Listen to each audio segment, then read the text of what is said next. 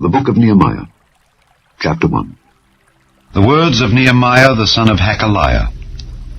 And it came to pass in the month Kislew, in the 20th year, as I was in Shushan the palace, that Hanani, one of my brethren, came, he and certain men of Judah, and I asked them concerning the Jews that had escaped, which were left of the captivity, and concerning Jerusalem.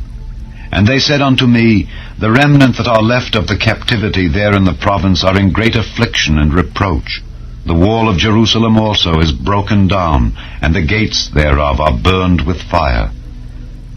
And it came to pass, when I heard these words, that I sat down and wept, and mourned certain days, and fasted, and prayed before the God of heaven, and said, I beseech thee, O Lord God of heaven, the great and terrible God that keepeth covenant and mercy for them that love him and observe his commandments.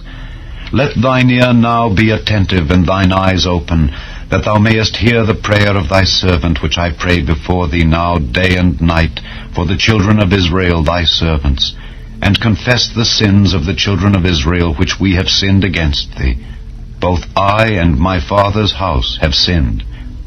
We have dealt very corruptly against thee, and have not kept the commandments, nor the statutes, nor the judgments, which thou commandedst thy servant Moses. Remember, I beseech thee, the word that thou commandedst thy servant Moses, saying, If ye transgress, I will scatter you abroad among the nations. But if ye turn unto me, and keep my commandments, and do them, though there were of you cast out unto the uttermost part of the heaven, yet will I gather them from thence, and will bring them unto the place that I have chosen to set my name there. Now these are thy servants and thy people, whom thou hast redeemed by thy great power and by thy strong hand.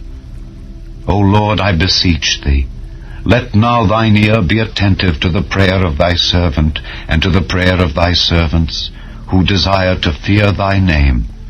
And prosper, I pray thee, thy servant this day, and grant him mercy in the sight of this man. For I was the king's cupbearer.